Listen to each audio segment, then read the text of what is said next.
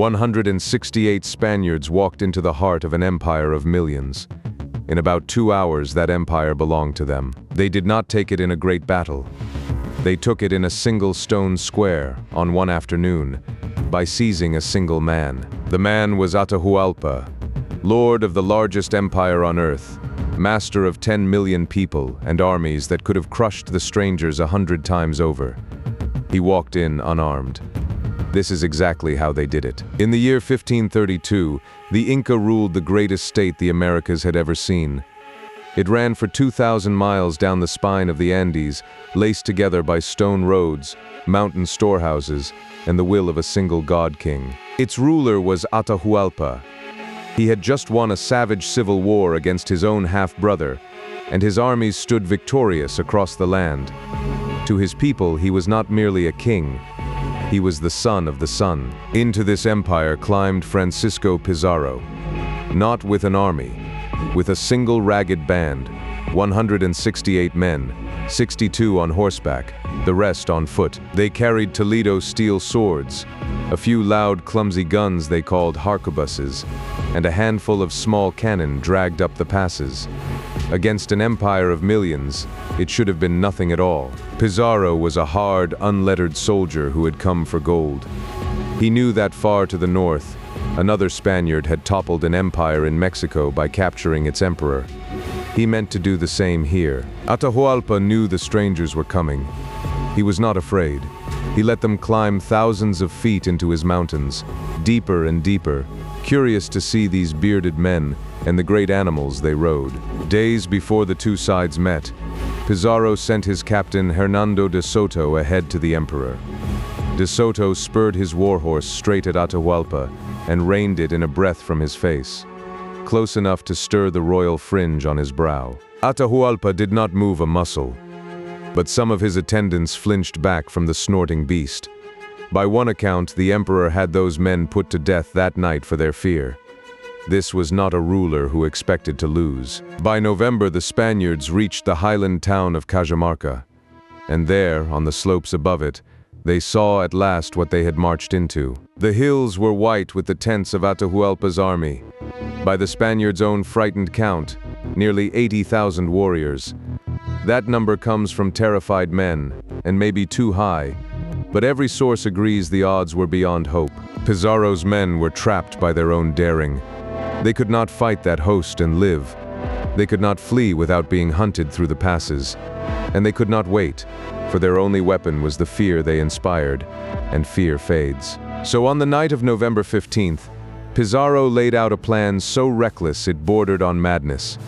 He would invite the emperor into the town to meet him, and then he would seize him from the very middle of his own people. Cajamarca was built around a great open square, ringed by long stone halls with wide doorways. Pizarro cleared it of every soul. Then he hid his whole force inside the buildings that walled it in. Into the long halls he packed his horsemen, mounted and silent in the dark. In a stone building at the center he set his harquebus men and his little cannon, their muzzles trained on the empty plaza. Every man was ordered to stay hidden until one signal, a single gunshot, and the cry of Santiago. Then they waited, hour after hour, listening to the sound of an empire drawing near. A few hundred men walled in the dark, hearing the drums and horns of a host that outnumbered them beyond counting. One of them wrote that many of his companions wet themselves from pure terror. Late in the afternoon, Atahualpa comes. First come hundreds of servants in checkered tunics, sweeping the road clean before him and singing as they come. Behind them, thousands of attendants in brilliant cloth, gold and silver discs blazing on their brows in the low sun. And at the heart of it, raised high on a litter lined with parrot feathers and sheathed in silver, sits the emperor. Atahualpa is borne on the shoulders of 80 great lords robed in deep blue, lifted above the crowd like a god. He has left his weapons outside the town. His warriors carry only small ceremonial axes or nothing at all. He has come to look at these strangers, not to fight them, and he has no idea the silent square is packed with hidden steel. The procession pours into the great square and fills it, 7,000 strong, and there is not a single Spaniard in sight. Atahualpa halts his litter, looks around at the silent buildings, and calls out to ask where they are. Then one man steps out into the open. A Spanish friar named Vicente de Valverde, a wooden cross gripped in one hand, and a prayer book in the other, an interpreter at his shoulder. Through the interpreter, the friar tells the most powerful man in the Americas to abandon his gods and submit to a foreign king across the sea. Atahualpa, insulted and confused, takes the book, turns it in his hands, and casts it to the ground. The accounts differ on exactly what passed in those final seconds. They agree on what came next. Valverde steps back toward the buildings, and Pizarro gives the signal. The cannon roar into the packed crowd. Guns crash from the windows in smoke and flame. And out of every doorway at once the horsemen burst into the square, steel and hooves and jangling bells, screaming Santiago. The Inca have never seen a horse. They have never heard a gun. In a heartbeat, the sacred procession becomes a trapped and screaming crowd with nowhere to run, hemmed in by the very walls they had walked between. The horsemen drive straight for the litter, for the emperor at the center. His nobles, though they carry no weapons, throw their own bodies into the path of the horses to shield him. The Spaniards cut at the men holding the litter aloft. As each bearer falls, another rushes to take his place. Even with their hands hewn away, the chroniclers say, they braced the poles with their arms to keep their lord from touching the ground. For all that courage it cannot hold. Pizarro forces his way through to the litter. A soldier lunges to run the emperor through, and Pizarro throws out his own bare hand to turn the blade aside, and is cut doing it. Because Atahualpa is worth nothing to them dead. Alive, he is the empire itself. They drag the son of the sun down from his silver litter, and they take him. The instant he is seized, the will goes out of everything. The great procession breaks. Thousands flee in blind panic, pressing so hard against one wall of the square that the stone gives way, and a whole length of it collapses. Beyond the town, on the hillsides, waited the rest of the army. Tens of thousands of warriors, armed and undefeated. They watched their god taken and their captains killed, and they did not attack. Without him, the vast host simply drained away into the mountains. What happened in that square was not a battle. In perhaps 2 hours, thousands of unarmed Inca lay dead. By every account, not one Spaniard was killed.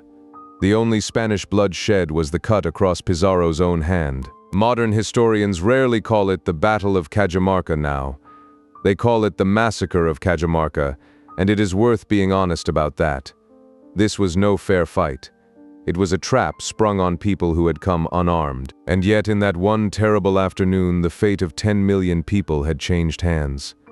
The empire had not been conquered. Its living heart had simply been carried off as a hostage. If the story of how a whole continent changed hands in a single square is holding you, a quick like helps more people find these battles. Now, back to Cajamarca, and the strangest ransom in history. Atahualpa was a prisoner now, but he was still an emperor, and he read these men clearly. What they wanted, above all, was gold. So he made an offer that has echoed for 500 years. He stood in the room where they held him, a chamber some 22 feet long, and reached his hand as high up the wall as he could. He promised to fill that room once with gold, and twice over with silver. Up to that line. Pizarro agreed at once, and it came. For months, gold flowed into Cajamarca from every corner of the empire, stripped from temple walls and palace gardens, carried in on the backs of llamas and men. Priceless works of Inca art, shaped over generations, were thrown into the furnaces and melted down into plain bars, the easier to divide. In the end, the ransom came to some 13,000 pounds of gold, and twice that weight in silver. It remains the largest ransom ever paid in the history of the world. And Atahualpa believed that, having paid it in full, he had bought back his life and his freedom. He was wrong. A free Atahualpa frightened the Spaniards far more than a captive one. He was the one man who could still raise the empire against them, and rumors ran through the camp that his generals were gathering in the hills. So they staged a trial. They accused him of plotting against them and of crimes against his own brother, and a company of foreign soldiers condemned the emperor of the Inca to death. In the summer of 1533, they led him out into the same square where his people had fallen. He was told he would be burned alive unless he accepted their god, in which case they would strangle him instead. To the Inca, a burned body could never pass on to the next life. To spare himself that, Atahualpa let them baptize him with a Christian name. Then they set a cord about his neck, and the last true emperor of the Inca was gone. With their god-king dead, the Inca had no single heart to rally around. The Spaniards marched south, raised up puppet rulers in his place, and within a few years took the sacred city of Cuzco itself. The Inca did not fade quietly. They rose and fought on for decades, from strongholds high in the mountains, in a long and bitter resistance. But the empire that had ruled the Andes was finished. It had turned in a single afternoon to ash. Look again at what that one square decided. Not by greater courage and not by numbers, but by a trap, a hostage, and the terrible advantage of the new over the old. 168 men. An empire of millions. About 2 hours. It is tempting to call it genius, and honest to name what it also was. A promise broken, thousands killed, and a civilization robbed of its future by a handful of desperate men who gambled everything on one square and won. Cajamarca is remembered not as a great feat of arms, but for how little it took to end so much. A whole world can turn on one square, one afternoon, one man walking in unarmed. If you want the true stories of the days that decided the fate of empires, told honestly, subscribe and march with us for the next one.